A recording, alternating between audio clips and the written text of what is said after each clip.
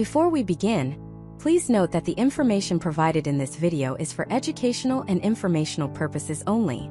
It is not intended as a substitute for professional medical advice, diagnosis, or treatment. Always seek the advice of your physician or another qualified health provider with any questions you may have regarding a medical condition or before starting any new health program. Never disregard professional medical advice or delay in seeking it because of something you have seen in this presentation. What if I told you the single biggest threat to the American economy isn't a recession, or a housing crisis, or a foreign competitor, but the donut box in your office break room? It sounds like an exaggeration, right? A joke. But the numbers don't lie. Right now, American businesses are losing over $73 billion a year. Not to bad investments, not to market crashes. They're losing it to absenteeism, sick days, employees who are too unwell to show up for work. Add to that the hundreds of billions more in soaring health insurance premiums and lost productivity from a workforce that is tired, stressed, and struggling. The total economic cost of obesity alone in the United States is estimated to be $1.72 trillion. That's 12% of the U.S. gross domestic product. And your boss has the receipts. This is the story of how your personal health, your weight, your diet, your sleep, even your stress levels, became your company's most urgent business problem. And more importantly, it's the story of the multi-billion-dollar, tech-fueled revolution that's happening right now in offices across America to solve it. This isn't just about getting a discount on a gym membership anymore. We're talking about a fundamental shift in the relationship between you and your employer. A shift that involves biometric screenings, wearable trackers, personalized health coaching, and millions of dollars in incentives and penalties. Over the next 10 parts, we are going to pull back the curtain on the rise of corporate wellness. We'll expose the groundbreaking strategies the biggest companies in America are using to tackle weight loss and improve employee health. We'll look at the cutting-edge technology they're deploying, the psychological tactics they're using to keep you engaged, and the incredible results some are achieving. But we will also ask the tough questions. Where is the line between helping and monitoring? Is this a genuine employee benefit, or a new form of corporate surveillance? Is your health data safe? And ultimately, can your company actually make you healthy? By the end of this journey, you will understand the invisible forces at your own workplace that are shaping your health choices, and you'll be equipped to navigate this new reality, whether you're an employee, a manager, or a CEO. To understand how we got here, let's meet someone we'll call Sarah. Sarah isn't a real person, but her story is the story of thousands of human resources directors across the country. She works for a mid-sized logistics company, about 800 employees. For years, her biggest headache was hiring truck drivers or negotiating benefits packages. But lately, a new problem has landed on her desk, and it's a big one. The company's health insurance costs have exploded. They're up 30% in just 2 years. Her CEO is breathing down her neck. "Fix it," he says. So Sarah starts digging. She looks at the data from their insurance provider. The numbers are stark. A huge percentage of their insurance claims are related to chronic, lifestyle-driven diseases. Type 2 diabetes, heart disease, high blood pressure. Conditions that are massively expensive to treat and are often directly linked to diet and exercise. She then looks at the company's absenteeism reports. Sick days are through the roof. Productivity is lagging. She sees a workforce that is, to put it bluntly, unhealthy, and it's costing the company millions. The old solutions aren't working.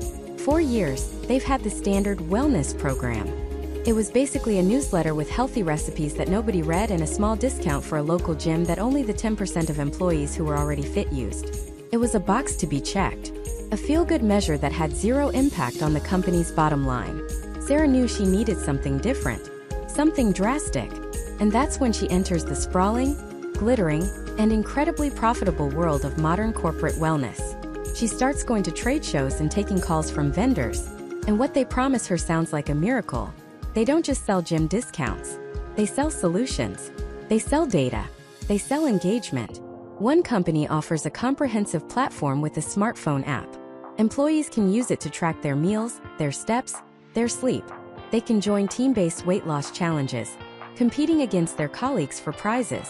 The app connects them with health coaches, nutritionists, and even mental health counselors, all through their phone.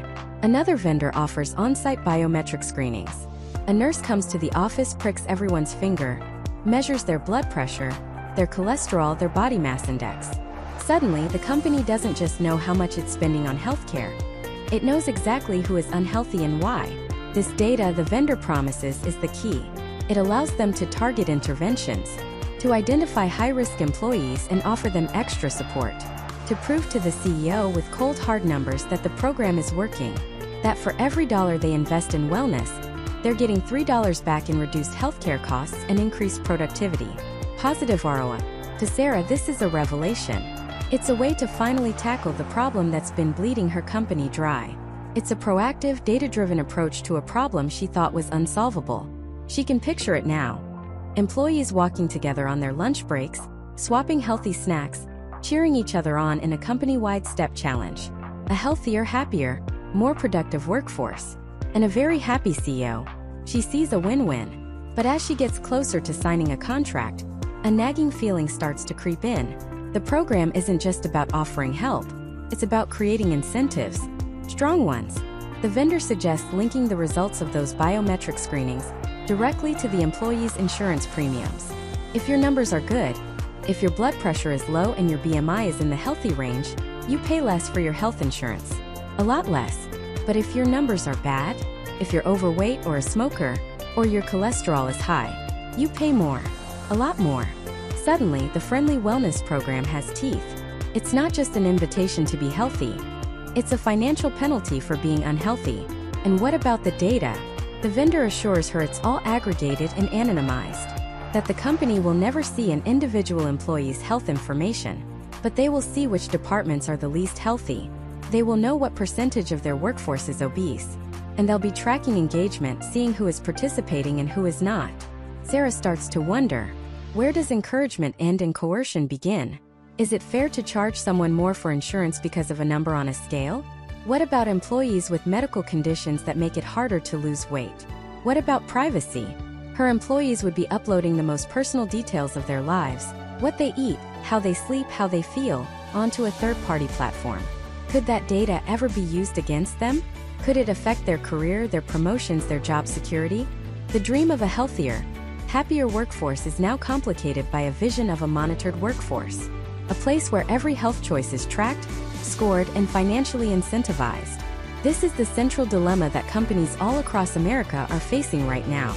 They are sitting on a demographic time bomb of chronic disease and unsustainable healthcare costs. They know they have to do something, and a massive technology-driven industry has risen to provide them with the tools to do it. This isn't a niche trend happening at a few progressive tech companies in Silicon Valley. This is mainstream. Walmart, Target, CVS Health, General Electric, IBM. Virtually every major corporation in the United States has a sophisticated wellness program in place. They are spending billions of dollars a year on these initiatives because they believe it's one of the most critical investments they can make. This is the new frontier of American work life. A world where your well-being is no longer just your business. It's your employer's business too. And it all started with a simple, and for many executives, a terrifying realization inside the C-suites of the biggest companies on Earth. Our employees' health is now our problem. And a problem this big requires a radical solution. The first solutions were clumsy. They were blunt instruments for a delicate problem. Think back to the late 80s and early 90s. The idea of a company actively managing its employees' health was brand new, almost intrusive. But the numbers were undeniable. Healthcare costs were exploding, devouring corporate profits. For the first time, a sick employee wasn't just an HR issue. They were a financial liability, a negative entry on a balance sheet. The logic was cold, simple, and brutal. A healthier workforce is a cheaper workforce. So what did they do? They did what corporations always do when faced with a new problem. They threw the most obvious one-size-fits-all solution at it. They built gyms. Or more commonly, they subsidized gym memberships. Seemed like a perfect answer. It was a tangible benefit, something they could put in a recruitment brochure. Join us, we have a 401k and a 20% discount at Gold's Gym. The thinking was straightforward. If we give them access to a place with treadmills and dumbbells, they will exercise. If they exercise, they will lose weight. If they lose weight, they will be healthier. If they are healthier, our insurance premiums will go down. Perfect linear equation. Except it wasn't. The gym membership era was for most companies a colossal failure. And the reason is simple.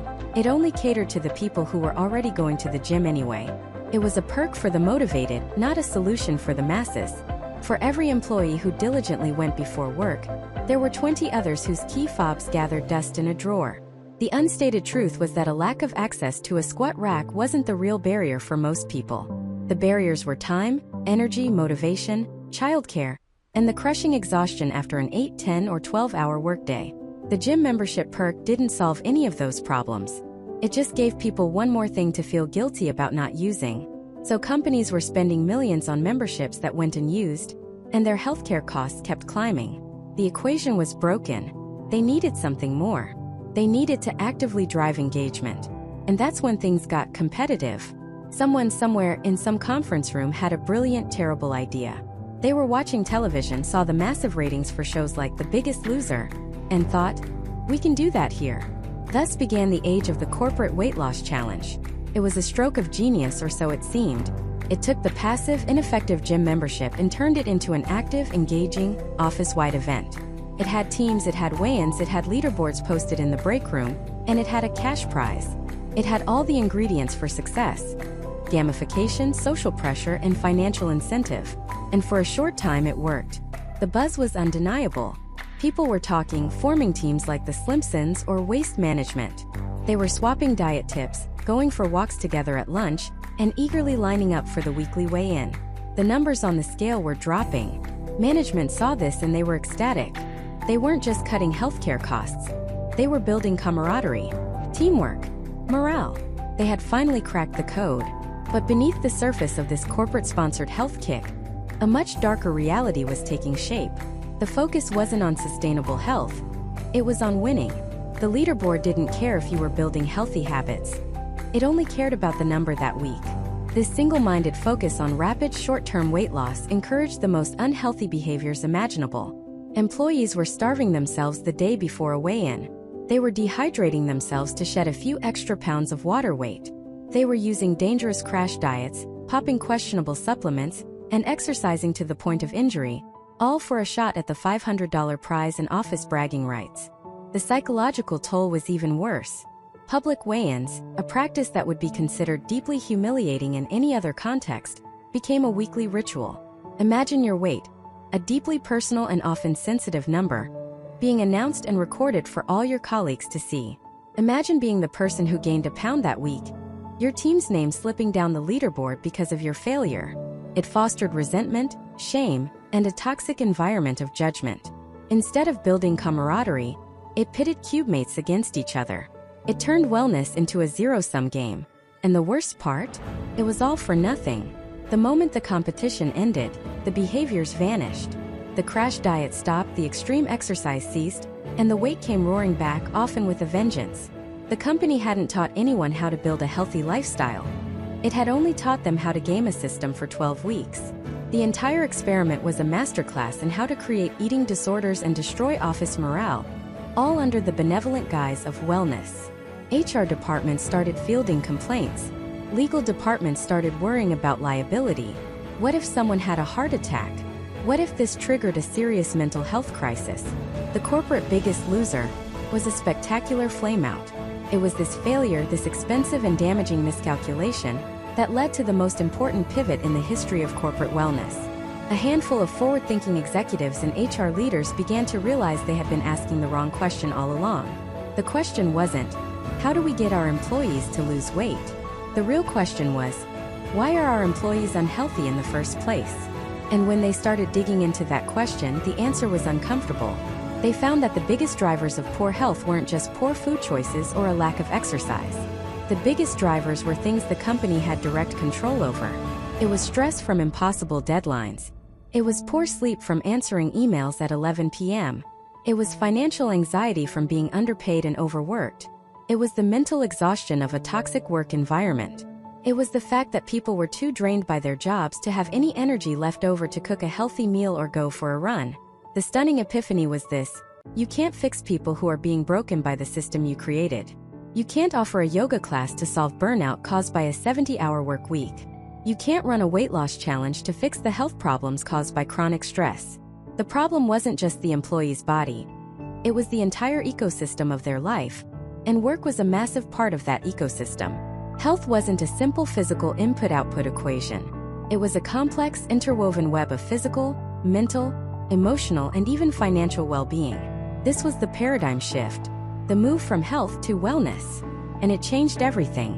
Companies realized they couldn't just put a band-aid on the problem by offering a gym membership or a cash prize. They had to fundamentally rethink their role in their employees' lives. They had to address the root causes. But how do you measure stress? How do you quantify burnout? How do you track sleep, mood, and financial anxiety across a workforce of thousands? To solve this complex human problem, corporations turned to the one thing they trusted most: cold, hard data. The era of the office weigh-in was over. The era of the algorithm was just beginning. And with it, a new form of corporate insight and surveillance that no one saw coming. The promise of the algorithm was simple, yet revolutionary. If you could quantify a problem, you could manage it. And what was the American obesity crisis if not a massive nationwide problem of quantifiable inputs and outputs? Calories in, calories out. Steps taken, pounds lost. The human body, in this new view, wasn't a complex, emotional, biological system. It was a machine that could be optimized. All you needed was the right user manual. And in the early 2010s, that manual arrived in the form of a sleek plastic bracelet that silently counted your every move. The Fitbit, the Jawbone, the Nike Fuel Band. Suddenly, the abstract concept of data had a face, a physical form you could strap to your wrist. These weren't medical devices. They were lifestyle accessories. They were cool. They gamified life itself, turning a mundane walk to the coffee machine into an opportunity to score points, to beat your personal best, to climb a leaderboard. And corporate America saw an opportunity not just to track their employees, but to motivate them in a language they already understood: competition. The sales pitch to the C-suite was intoxicating. Imagine a consultant in a sharp suit, standing in a boardroom, clicking through a presentation. The slide behind them doesn't show overweight employees. It shows a bar graph trending sharply upwards. This, the consultant says, is productivity. This is engagement. Another click. A different graph, this one trending down. And this is your healthcare expenditure. This is absenteeism. The executives are listening now. For years, you've tried wellness programs that rely on self-reporting, on trust, on flimsy newsletters about eating right. They don't work. Why? Because you can't manage what you can't measure. He pauses for effect, letting the weight of millions of dollars in wasted wellness budgets hang in the air. Now imagine this. What if you could see, in real time, the collective activity level of your entire workforce? What if you could incentivize them not with a memo but with a game? A challenge? We give every employee who opts in one of these. He holds up a Fitbit. It's a gift. Perk. We create a company-wide platform. Teams can compete against each other. Marketing versus sales. The Dallas office versus the Chicago office. We set step goals. We offer rewards, a small bonus, an extra vacation day, a discount on their insurance premium. The genius of it was undeniable. It completely reframed the conversation. It was no longer a top-down mandate from HR about health. It was a bottom-up, voluntary, fun activity.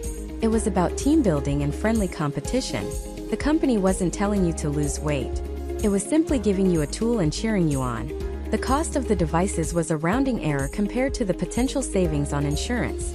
It was the ultimate win-win. The employee gets fit, the company saves money. Who could possibly argue with that? Companies like BP were among the first to dive in headfirst. In 2013, they rolled out their Million Step Challenge, offering a subsidized Fitbit to over 24,000 employees and their spouses. The goal was simple: walk 1 million steps in a year. The program was a sensation. Suddenly, the office was buzzing with a new kind of energy. People weren't talking about last night's game. They were comparing step counts at the water cooler. You'd see employees taking the stairs instead of the elevator, not because of a sign on the wall, but because they were 500 steps away from hitting their daily goal. Walking meetings became the norm. People parked at the far end of the parking lot on purpose. The data that flowed in was staggering. BP reported a massive surge in physical activity. Other early adopters like Aperio and Target saw similar results. The narrative was set. Corporate wellness had finally cracked the code. They had found the holy grail of behavioral change. Give people a goal, a community, and a reward, and they will literally walk the extra mile. For a brief, shining moment, it seemed like a utopia. A world where corporate and personal interests were perfectly aligned. A world where your boss wanted you to be healthy and happy, and was willing to pay for it. But beneath the surface of the fun and games, a new kind of pressure was beginning to form. A subtle, unspoken current that started to change the very nature of the workplace. The programs were always, explicitly, voluntary. No one was forced to wear a tracker. But when your entire department signs up for the Team Step Challenge, and your manager is sending out daily emails with the leaderboard standings, how voluntary is it? Really? The person who opts out isn't just making a personal health choice anymore. They're the one who isn't a team player. They're the one dragging down the average. The social pressure was immense. It was the digital equivalent of being the only person at the table not drinking. Your choice becomes a silent statement, one you constantly have to justify. And the data, my God, the data. Employees sign lengthy terms and conditions, clicking I agree without a second thought, just to get their free device. But what were they agreeing to? They were handing over a continuous second-by-second stream of their personal biometric data. Not just their steps, but their sleep patterns, their heart rate, the exact times they were active and the exact times they were sedentary. Who owned this data? The employee? Fitbit? The third-party wellness company that managed the platform? Or the employer who paid for the whole program? The lines were intentionally blurry. The privacy policies were dense jungles of legalese. And for the first time, your employer didn't just know what you did at the office from 9 to 5. They had a window into your life from 5 to 9. They knew if you were a restless sleeper. They knew if your heart rate spiked during your commute. They knew if you spent your weekend hiking in the mountains or binging on a couch.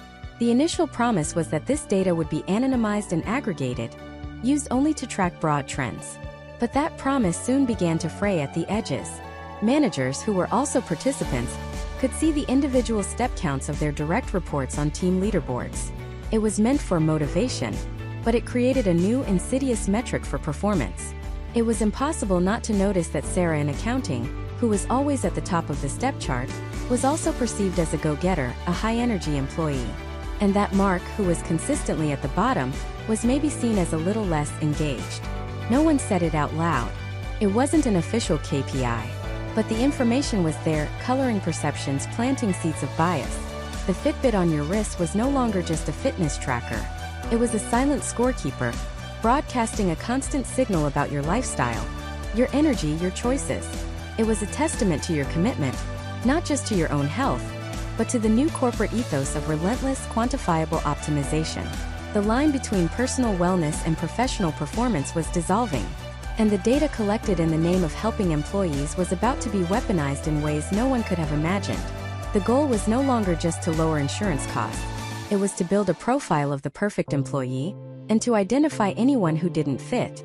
This new corporate ideal wasn't just about physical fitness. It was about a specific psychological profile. The perfect employee didn't just meet deadlines. They demonstrated discipline, resilience, and a relentless drive for self-optimization. And what better way to measure that discipline than by tracking their bodies? The logic was simple, seductive, and terrifyingly flawed. If an employee couldn't control their own weight, how could they be trusted to manage a high-stakes project? If they couldn't hit 10,000 steps a day, could they really have the grit to close a major deal? Suddenly, your lunch choices and your weekend hikes weren't just personal decisions. They were data points in your professional evaluation. This shift was supercharged by the explosion of consumer technology in the late 2000s and early 2010s. The Fitbit, the Jawbone, the Apple Watch, these weren't just gadgets. They were mobile surveillance devices, willingly strapped to the wrists of millions. And corporations saw an opportunity of a lifetime. They began subsidizing these devices, even giving them away for free. Join our wellness program, the email said, and get a free fitness tracker. Felt like a gift, perk. But it was a Trojan horse. Every step, every calorie burned, every hour of sleep was now being beamed directly from the employee's body to the company's servers, aggregated into a sprawling, invasive database. To encourage participation, they gamified it. Everything became a competition. Step challenges pitted department against department. Weight loss contests offered prizes for the team that shed the most pounds. Digital leaderboards were displayed on screens in the break room, ranking employees by their activity levels. On the surface, it was presented as fun, a way to build camaraderie. But beneath the cheerful graphics and digital confetti was a darker, more primal dynamic. It was public accountability weaponized. Your colleague wasn't just the person you collaborated with on a spreadsheet, they were now the person who could see you were last on the leaderboard. Your manager wasn't just evaluating your work product, they were seeing your step count flatline over the weekend. This created a culture of performative health. People would frantically shake their wrists at their desks to rack up steps. They'd take the longest possible route to the bathroom, not for the exercise but for the data. Lunch became a minefield of judgment. Eating a salad was a public declaration of virtue. A slice of pizza, a quiet confession of failure. The pressure was immense. It wasn't just coming from the top down, from HR or management. It was now coming from all sides, from the very people sitting next to you. The system cleverly outsourced the surveillance to the employees themselves. And this is where the Friendly Wellness Initiative revealed its teeth. It was a classic carrot and stick approach, but the stick was getting bigger and heavier. The carrots were small. A $50 gift card, a discount on your gym membership, a water bottle with the company logo. But the sticks were penalties, and they hit you where it hurt most, your wallet. Failed to complete the biometric screening? That'll be an extra $500 on your insurance premium next year. Don't hit your activity goals? You're not eligible for the company's contribution to your health savings account. Your BMI is in the wrong category? Prepare to pay a surcharge that could amount to thousands of dollars a year. The word voluntary became a cruel joke. Yes, technically, no one was holding a gun to your head forcing you to participate. But when opting out means a significant pay cut in the form of higher insurance costs, is it really a choice? For a family struggling to make ends meet, a $2,000 penalty for not joining the wellness program isn't a choice. It's a threat. Let's consider the story of a woman we'll call Jennifer, a brilliant marketing director at a large consumer goods company in the Midwest. Jennifer consistently exceeded her sales targets. She was a mentor to junior employees and beloved by her team. But Jennifer had polycystic ovary syndrome, or POSE, a hormonal disorder that, for many women, makes it incredibly difficult to lose weight. When her company rolled out its Healthy Horizons wellness program, Jennifer was immediately flagged. Her biometric screening showed a high BMI and elevated blood sugar levels, common symptoms of her condition. She was automatically enrolled in a high-risk health coaching program. Every week, she had to have a call with a third-party health coach who knew nothing about her medical history. A coach who would offer generic, unhelpful advice like try eating more kale, and have you considered parking farther from the office? Then came the company-wide weight loss challenge. The grand prize was an extra week of paid vacation. Jennifer's team was excited, but for her, it was a source of profound anxiety. She followed her doctor's advice, ate carefully, and exercised as much as her energy levels would allow. But the scale barely budged. Her team didn't win. She saw the quiet disappointment in her colleagues' faces. A few weeks later, during her annual performance review, her manager, after praising her stellar work, added a strange comment. "We just need to see you engaging a bit more with company culture, Jennifer. You know, things like the Healthy Horizons Challenge. It's about being a team player." The implication was clear. Her body was failing a test of company loyalty. The following year, her insurance premium went up by 30%. The company's justification? Her failure to meet the health outcome goals of the wellness program. The very program that was supposed to be helping her was now punishing her for a medical condition beyond her control. How was any of this legal? On paper, protections existed. The Americans with Disabilities Act, or ADA, was supposed to prevent companies from discriminating based on health status. The Genetic Information Non-Discrimination Act, GINA, was meant to stop employers from using genetic information to make employment decisions. But the wellness industry, backed by powerful corporate lobbies, found a massive loophole. The laws stated that as long as a wellness program was reasonably designed to promote health or prevent disease, and was voluntary, it was permissible. The entire debate hinged on the definition of voluntary. The Equal Employment Opportunity Commission, the very agency tasked with enforcing these laws, argued that a penalty of up to 30% of the cost of an employee's health insurance was coercive and made the programs anything but voluntary. But corporations and their wellness vendors fought back hard. They argued that these penalties weren't penalties at all. They were incentives. You weren't being punished for having high blood pressure. You were simply failing to earn the reward for having low blood pressure.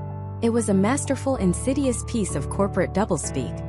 They were recasting a system of financial punishment as a generous rewards program. The language of empowerment and well-being was used to mask a cold, hard calculus of risk management and cost shifting. The company wasn't helping you get healthy for your own sake. It was mitigating the financial risk your body posed to its bottom line. And if it couldn't mitigate the risk, it would simply make you pay for it. The psychological toll was devastating. Employees were trapped in a state of constant low-grade anxiety about their health data. They felt monitored, judged, and resentful. Instead of fostering a healthy workforce, these programs often bred distrust and fear. They turned the deeply personal journey of health into a public performance, and they punished anyone who couldn't or wouldn't play the part. The data collected from a simple step counter was now powerful enough to affect an employee's take-home pay, their career trajectory, and their mental health. But this was only the beginning. As technology grew more sophisticated, the surveillance was about to move beyond the wrist and into the very fabric of the workplace, tracking not just what employees did, but how they felt. The new frontier wasn't about tracking steps or calories. It was about quantifying the unquantifiable: mood, stress, engagement, and focus. This gave birth to the smart office, an environment where the walls themselves had eyes and ears. It started subtly. Companies installed sensors in office chairs, sold under the benign label of ergonomics. These sensors didn't just track how long you were sitting. They tracked your posture, your fidgeting, your micro-movements. The rationale was simple. We can tell if you're uncomfortable and suggest you take a stretch break. But the underlying data told a much deeper story. A restless employee might be a stressed employee. An employee slumped in their chair for hours might be disengaged. Every subtle shift in weight became a data point, fed into an algorithm that built a profile of your mental state. Then came the software. Programs installed on company computers began analyzing keystroke dynamics. Not what you typed, the companies assured everyone, but how you typed. The speed, the rhythm, the pressure on the keys, the frequency of backspaces. A fast, rhythmic typist was deemed in the flow. Someone typing in short, aggressive bursts with lots of errors and corrections was flagged as frustrated or under pressure. This data was aggregated, creating a real-time emotional dashboard of the entire workforce. Managers could, at a glance, see the stress level of their team, color-coded in green, yellow, and red. The most audacious leap was into emotional AI, using the laptop's built-in camera. With employee consent, often buried deep within an updated terms of service agreement, facial recognition software would periodically scan a worker's expression. It looked for frowns, for smiles, for furrowed brows, for signs of fatigue in the eyes. It even analyzed the tonality of your voice on company conference calls, listening for warmth, confidence, or anxiety. The pitch to employees was a utopian vision of a perfectly responsive workplace. Imagine an office that knows you're stressed and automatically dims the lights and plays calming ambient sounds. Imagine a manager who gets a private alert that you're showing signs of burnout and can proactively reach out to offer support, not judgment. This wasn't surveillance, they argued, it was ambient wellness. It was a caring, data-driven parent, looking out for your best interests before you even knew you needed help. The goal was to create a workplace so optimized, so perfectly tailored to the emotional needs of its staff, that problems like burnout and turnover would simply cease to exist. But for many, the reality felt less like a caring parent and more like a dystopian warden. Take the case of a project manager at a mid-sized tech firm in Austin. We'll call her Jennifer. Her company was an early adopter of a comprehensive workplace analytics platform. First, she thought it was a gimmick. The system would send her automated nudges. "You've been sitting for 58 minutes, Jennifer. Time for a wellness walk." Or, "Your focus score is high this morning. Great work." It felt a little strange but harmless. Then her mother fell ill. The stress was immense. She was juggling doctor's appointments, worried phone calls, and her demanding workload.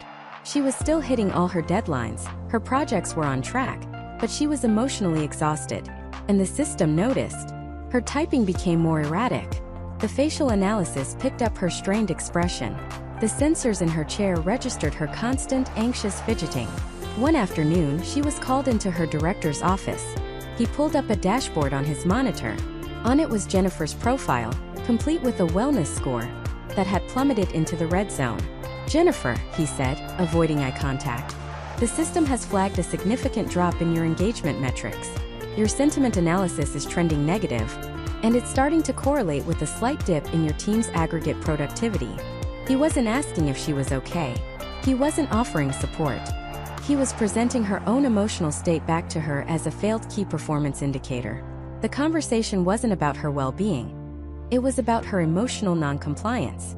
The tool that was supposed to offer a helping hand now felt like a digital leash, tightening around her neck. She left the meeting with a new, terrifying task added to her to-do list: perform happiness. She had to consciously relax her face when she was at her desk. She had to force a steady, calm rhythm into her typing. She had to sit perfectly still, fighting every anxious impulse, all to appease the algorithm. The system designed to prevent stress had become the single greatest source of it in her life. Jennifer's story highlights the terrifying ethical chasm these technologies opened up. Where did this data go? Who owned her emotional profile? The company? The third-party software vendor that created the platform? What happened if that vendor was hacked, and the private emotional data of thousands of employees was suddenly leaked onto the dark web? Legally, it was a minefield.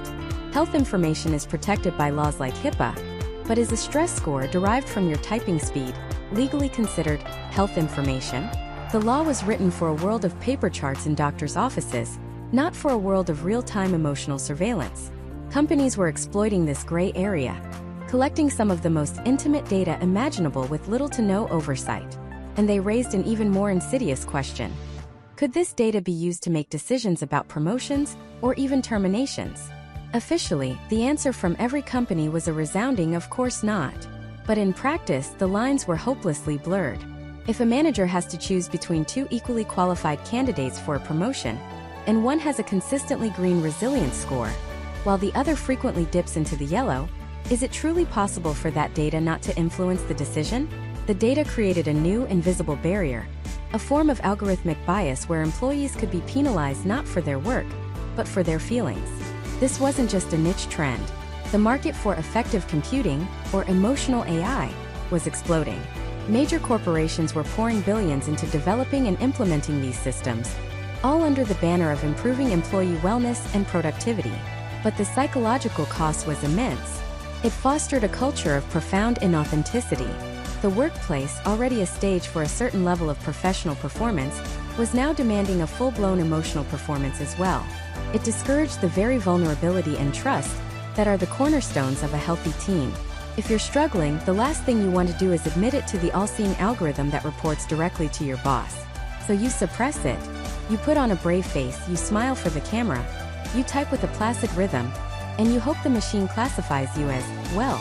This constant self-monitoring and emotional regulation is incredibly taxing. It's a second, invisible job layered on top of your actual responsibilities. And it fundamentally changed the relationship between employer and employee. The company was no longer just paying for your labor and expertise. It was now monitoring, measuring, and attempting to optimize your soul. The surveillance of action through a Fitbit or a wellness portal was one thing, but the surveillance of emotion was a far more profound intrusion. And it was paving the way for the next, even more alarming phase. If companies could perfectly track how their employees felt, why stop there? The next logical step wasn't just to monitor wellness, but to actively engineer it, to use this mountain of data to subtly nudge, guide, and manipulate behavior, not for the employee's health but for the company's bottom line. And so the era of gamified wellness was born. It was a stroke of corporate genius. How do you get an entire workforce to willingly hand over their private health data and change their behavior? You don't command them. You don't threaten them. You turn it into a game. You make it fun. Suddenly, step-counting competitions erupted in offices across America. Brightly colored charts and leaderboards appeared on company intranets. Digital badges and virtual trophies were awarded for everything from drinking 8 glasses of water to taking the stairs instead of the elevator. Imagine a company, we'll call it Innovate Corporation. One Monday morning, an email lands in every employee's inbox. The subject line reads, "Get fit, win big. The Innovate Corporation Wellness Challenge." Inside, there's a slick video of the CEO, smiling, talking about teamwork and health. The company is giving every employee a brand new, top-of-the-line fitness tracker. For free. All you have to do is join a team and start walking. The team with the highest average step count at the end of the quarter wins a grand prize. An extra week of paid vacation. The office is electric. People who barely spoke to each other are now strategizing in the break room. Departments that were once siloed are now friendly rivals. Sarah from accounting, who usually spends her lunch break at her desk, is now leading a brisk walking group around the corporate campus. Mark in sales is taking calls while pacing back and forth in his office, trying to rack up his numbers. Feels good. Feels like a community. The company is investing in them, and they are investing in their health. For the first few weeks, it's a resounding success. People are losing weight, they have more energy, and morale is through the roof. But then the subtle pressures begin to creep in. The public leaderboard, once a source of motivation, becomes a wall of shame. Sarah's team, the Physical Fitness crew, slips from second to third place. She feels a knot in her stomach. That weekend, she'd gone to her nephew's birthday party and had a piece of cake. She didn't go for her usual long run. Now, seeing her team's ranking drop, she feels an overwhelming sense of guilt. She didn't just let herself down. She let her team down. The following week, she starts skipping lunch to spend the entire hour on the treadmill. Mark, whose team, the Quota Crushers, is in the lead, becomes obsessed. He parks at the farthest end of the parking lot. He runs up and down the stairs between meetings. His wife complains that he's so focused on his step count during their evening walks that he's not even listening to her. The game is no longer about wellness. It's about winning. The prize, that extra week of vacation, hangs in the air, a constant reminder of what's at stake. The competition has morphed from a fun, team-building exercise into a source of anxiety, social pressure, and unhealthy obsession. Your physical activity, once a private matter, is now a public performance metric, judged by your peers and implicitly by your superiors. This is behavioral engineering, cloaked in the language of a friendly competition. It's a concept straight out of behavioral economics known as nudging. Companies aren't forcing you to be healthy. They're simply designing the environment, the choice architecture, to make their preferred outcome the easiest and most attractive option. The free fitness tracker is a nudge. The team competition is a nudge. The public leaderboard is a very, very powerful nudge. They are leveraging our innate desires for social acceptance, competition, and reward to steer our behavior in a predictable direction. A direction that, coincidentally, always leads to a healthier, and therefore cheaper, employee for the company. But the nudging doesn't stop with a simple step challenge. The next evolution was far more direct and far more consequential. Enter the insurance providers. Companies began partnering directly with their health insurance carriers to create what they called outcomes-based wellness programs. Suddenly, the prize wasn't an extra week of vacation. The prize was affordable healthcare. Consider another company, let's call them Global Consolidated. Their employees are offered a chance to save up to 30% on their monthly health insurance premiums. A significant amount of money for any American family. The catch? They have to opt into a program where the data from their fitness trackers, their biometric screenings, and their health questionnaires are fed directly to a third-party wellness vendor, who then shares that data with the insurance company. They are told it's completely voluntary. But let's examine that word, voluntary. When your family's ability to afford medical care is tied to your willingness to participate, how voluntary is it, really? It's the illusion of choice. You have the choice to pay hundreds of dollars more per month, or you can choose to surrender your private health data and meet certain health targets. Targets for your weight, your blood pressure, your cholesterol, your daily activity levels. Suddenly, the game has real-world financial penalties. Miss your step goal for the week? That's a demerit. Your BMI is in the overweight category? You have 6 months to lower it or your insurance discount disappears. The system is designed to look like a reward, a discount for being healthy. But in reality, it functions as a penalty. The company and the insurer have set a new, higher baseline price for insurance, and the only way to get back to a reasonable rate is to comply with their wellness mandates. It's a surcharge on the unhealthy, a tax on those who can't or won't meet the prescribed metrics. And this is where the mountain of data transforms from a tool of encouragement into a weapon of assessment. This constant stream of information creates an incredibly detailed, deeply personal profile of every single employee. This data doesn't just show who is healthy today. It uses predictive analytics to model who is likely to become sick and expensive in the future. An employee who consistently logs low step counts might be flagged as sedentary and low engagement. Someone whose weight fluctuates might be categorized as non-compliant. A person who reports high stress levels in a survey could be labeled a burnout risk. This information, gathered under the guise of helping the employee, now exists in a database, ready to be used for purposes the employee never imagined. Think about it. During the next round of layoffs, when management has to make difficult decisions, who do you think is more vulnerable? The highly engaged, marathon-running employee with a perfect wellness score, or the sedentary, overweight employee flagged as a high-cost risk to the company's insurance plan? The company would never admit it. It would be illegal. But the data provides a silent, powerful justification, creates a subconscious bias. The wellness program has effectively created a new shadow performance review, one that judges you not on the quality of your work, but on the intimate details of your body and your life. The game was never really about your health. It was about identifying, managing, and ultimately mitigating risk. The risk, of course, being you. And to understand that risk, you have to follow the money. Because in the landscape of American business, your body isn't just a vessel for your consciousness. It's a financial instrument. It's an asset, or more often, a liability on the corporate balance sheet. Every sick day you take, every prescription you fill, every doctor's visit you make under the company's insurance plan is a debit against the bottom line. You, the loyal employee, are a walking, talking, breathing cost center. And for decades, that cost has been spiraling out of control. This wasn't always the case. The very idea of employer-sponsored healthcare was born as a competitive advantage, a perk. During World War II, with wage freezes in place, companies couldn't offer more money to attract scarce labor. So they offered better benefits, chief among them health insurance. It was a brilliant move. For the next half-century, a good job meant good benefits. A corner office, a pension plan, and a PPO. Corporate wellness in its infancy fit this model. It was a luxury. A company might offer a gym membership discount or bring in a masseuse during a stressful quarter. It was about morale, about showing they cared. It was a soft power play for employee loyalty. But then the ground began to shift. The cost of healthcare in the United States, a slow-burning fire for decades, erupted into an inferno. Between 2000 and 2020, the average premium for family coverage offered by an employer skyrocketed by over 250%. Let me say that again. 250%. It went from a manageable business expense to a monstrous, unpredictable budget eater that could cripple a company's finances. Suddenly, the health of the workforce wasn't a matter of morale anymore. It was a matter of survival. The C-suite, the executives in charge of steering the ship, started looking at their employees' health not with empathy, but with an accountant's green eyeshade. They saw every overweight employee, every smoker, every person with high blood pressure, not as a human being needing support, but as a future expense. A ticking financial time bomb. The question became, how do we defuse the bomb?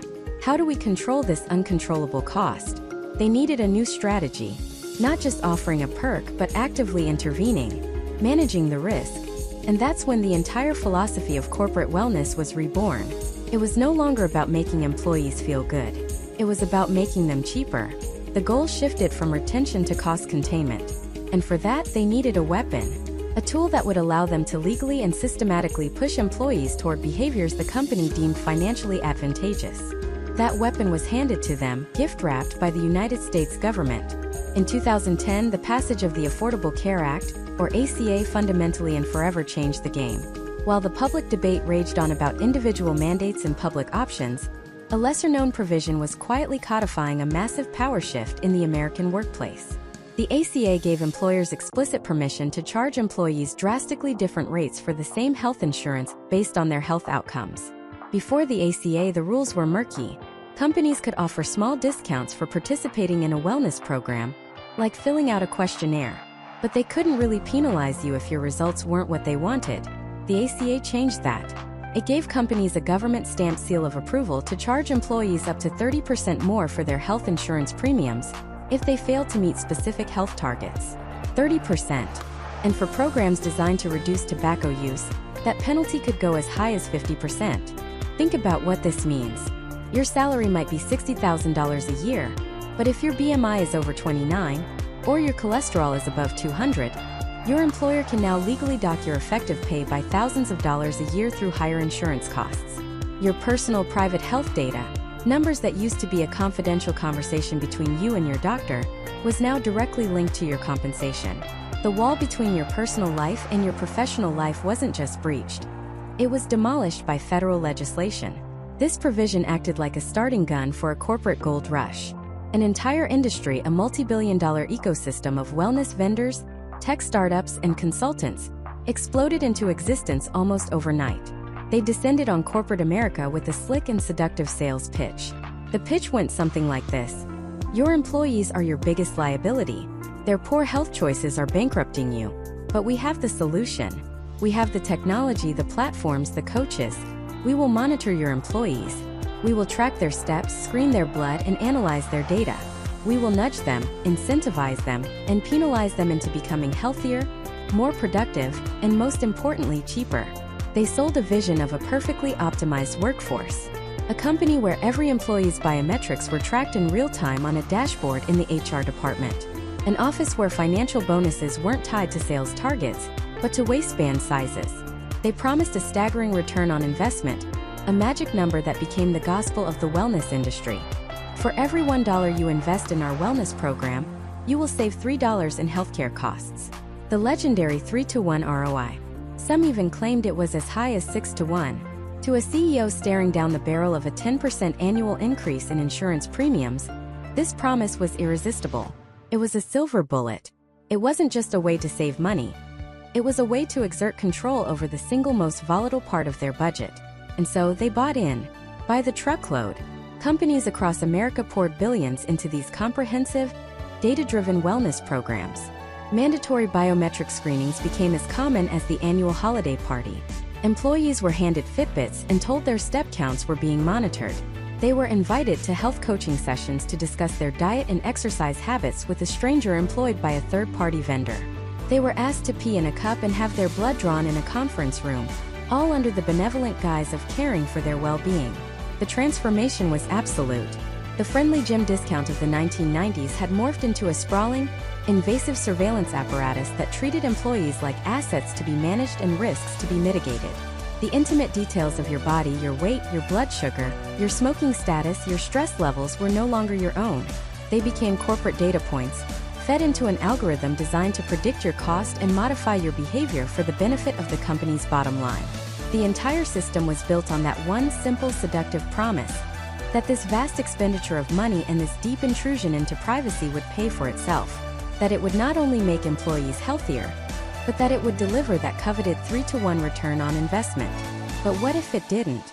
What if the entire multi-billion-dollar industry was built on a foundation of shoddy data and wishful thinking? What if these programs, after collecting mountains of our most personal information, don't actually make us healthier? And what if, and this is the question that should keep CEOs up at night, they don't even save companies money?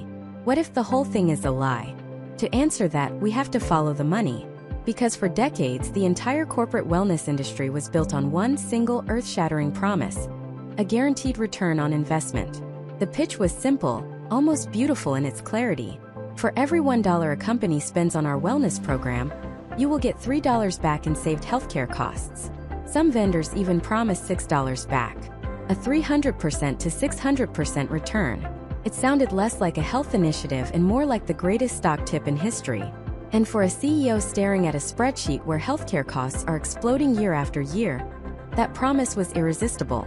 It was the holy grail. But where did that magical number come from? It wasn't pulled out of thin air.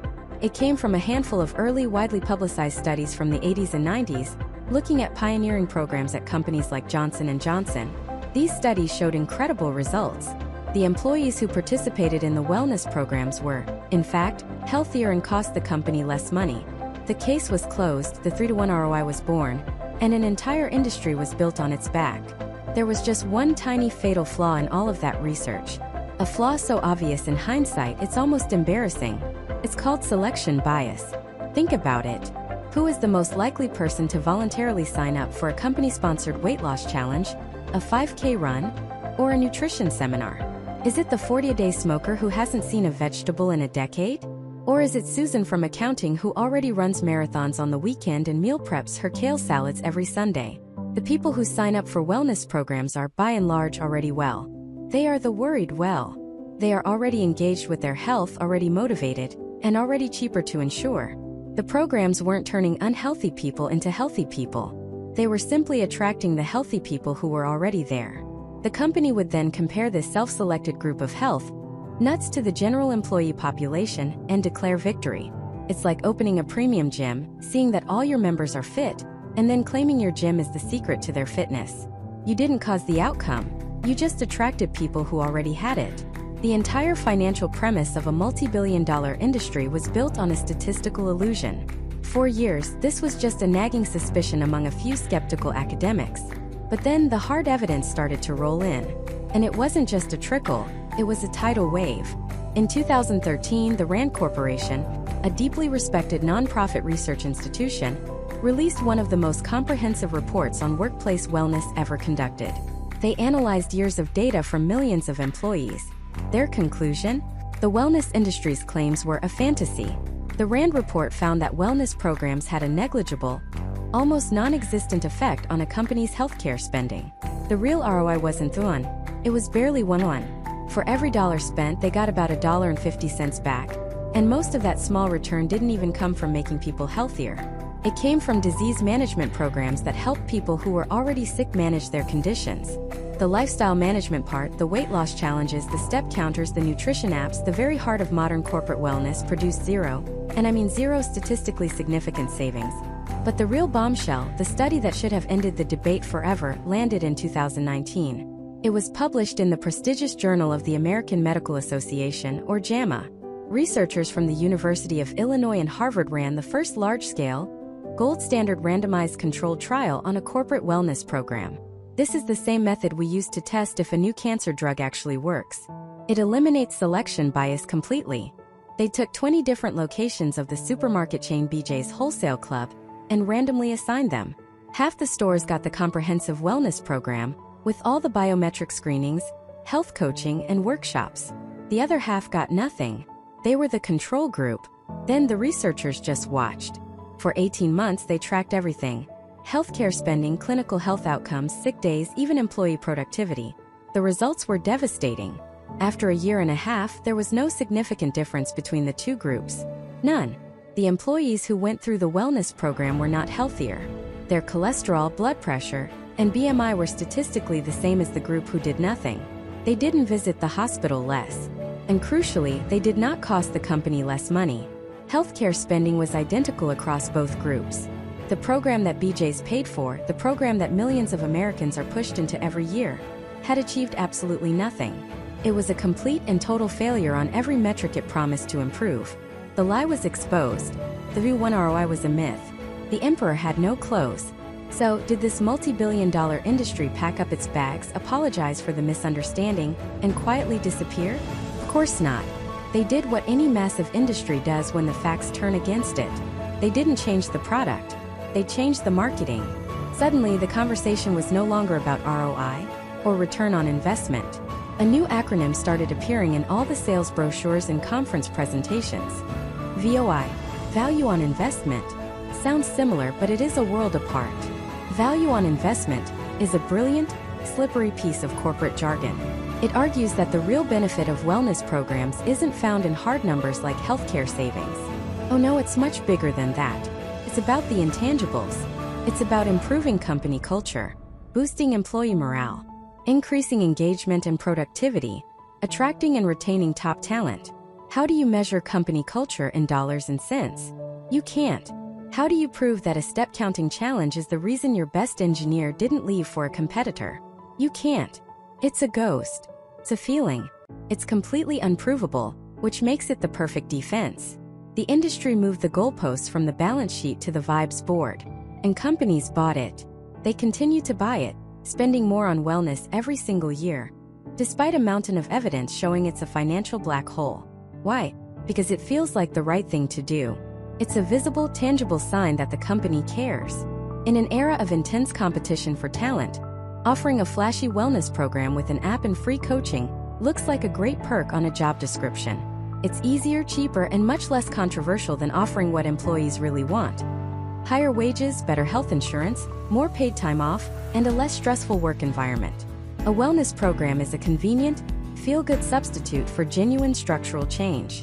But this pivot from ROI to VOI hides a much more cynical reality. The programs may not save the company money by making people healthier, but they have found another, more direct way to impact the bottom line. Remember those penalties we talked about? The extra $600 a year you pay if you don't get your screening? Or the smaller bonus you get if you don't hit your step goal? That isn't a health incentive. That is a cost shift. It's the company taking money that it would have spent on healthcare and putting it back in its own pocket, but only from the employees who refuse to or cannot participate. The savings from wellness programs don't come from preventing heart attacks. They come from penalizing the non-compliant. They are, in effect, a tax on the sick, the private, the busy, and the skeptical. So we are left with a chilling conclusion. These programs, after collecting mountains of our most personal information, don't actually make us healthier. And we now know with scientific certainty they don't save companies money in the way they claim. They exist as a tool for public relations and as a mechanism to shift healthcare costs onto a specific subset of the workforce. Which forces us to ask an even darker question. If the stated goals of health and savings are a proven illusion, what is the real unspoken purpose of this massive, data-hungry infrastructure that is being built inside every major corporation in America? What is the end game? To understand the end game, we have to stop thinking about health and start thinking about the single most valuable commodity of the 21st century: data. We live in an economy built on it. Google and Facebook didn't become trillion-dollar behemoths by selling search results or a place to post vacation photos.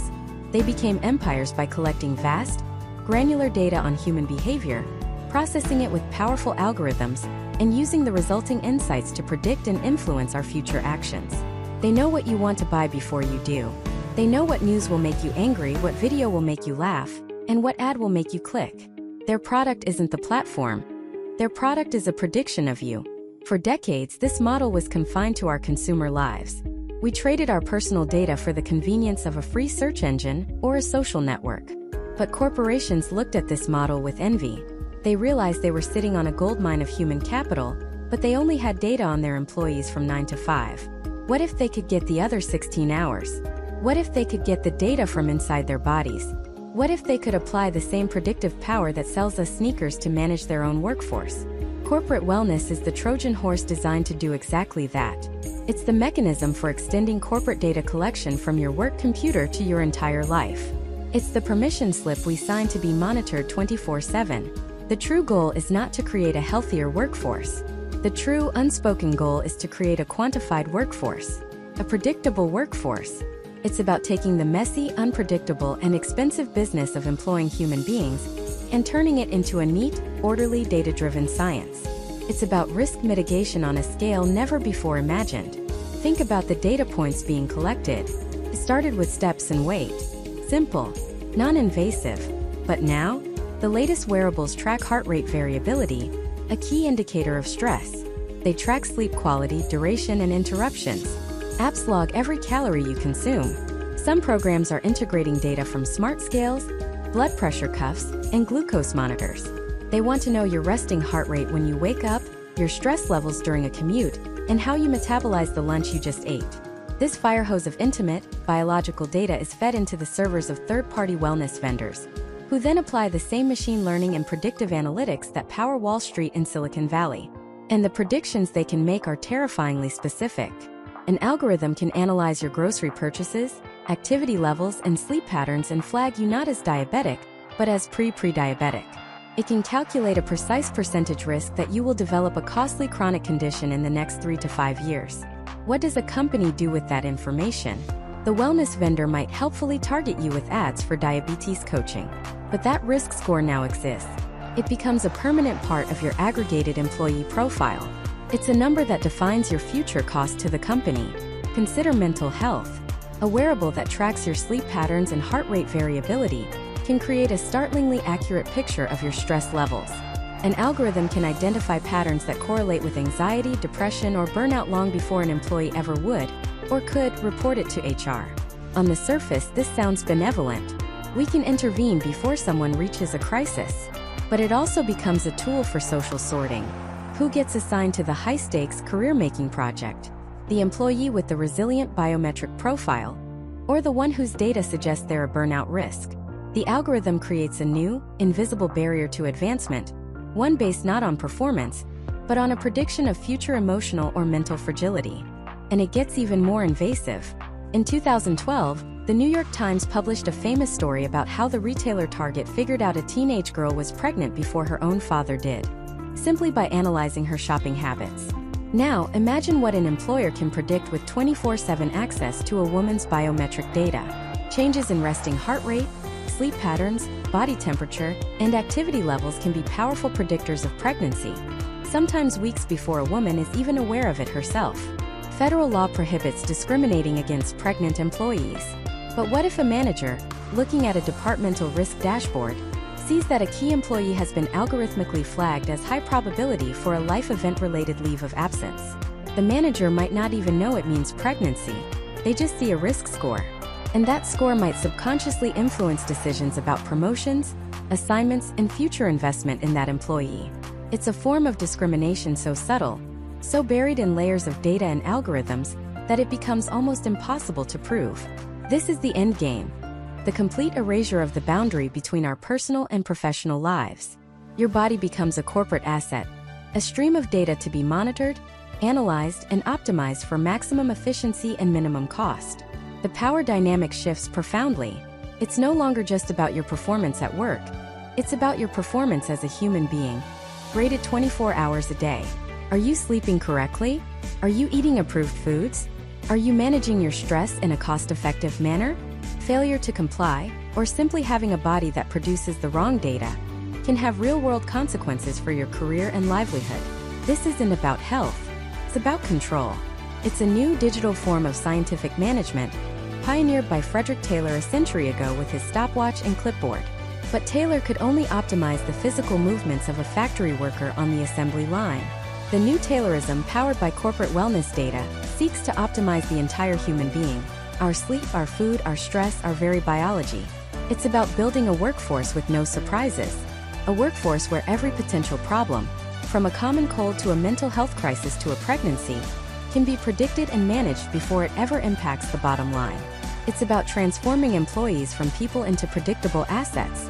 And while laws like HIPAA and the Genetic Information Non-Discrimination Act exist to protect our most sensitive information, these wellness programs have found a legal loophole wide enough to drive a fleet of servers through.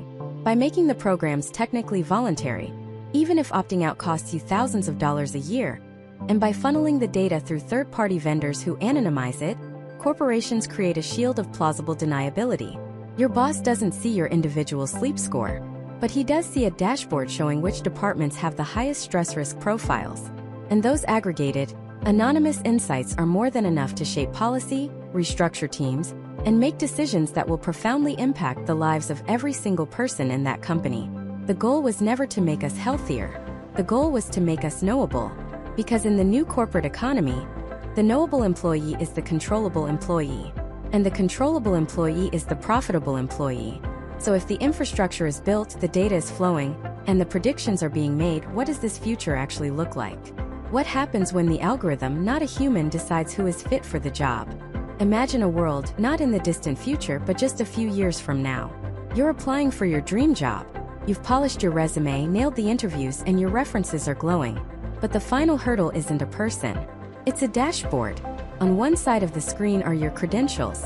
On the other, a single glowing number, your employability wellness score. A 78. The hiring manager, who is really more of a system administrator, frowns. The algorithm has flagged your score as suboptimal. Why? Because your genetic markers, scraped from a 23andMe kit you took years ago and sold by a data broker, show a predisposition for type 2 diabetes. Because your grocery receipts, tracked via your credit card, show you bought ice cream twice last month. Because your wearable device shows your average sleep last quarter was 6 hours and 43 minutes, not the company-mandated 7+. You're perfectly healthy, brilliant, and qualified. But the algorithm isn't hiring you for who you are today. It's rejecting you for who a predictive model says you might become in 10 years. An expensive liability. This isn't science fiction. This is the endgame of corporate wellness when supercharged by artificial intelligence. It's a field called predictive health analytics, and it's poised to become the most powerful and most terrifying tool in human resources history. Think of it like a FICO score, but for your body.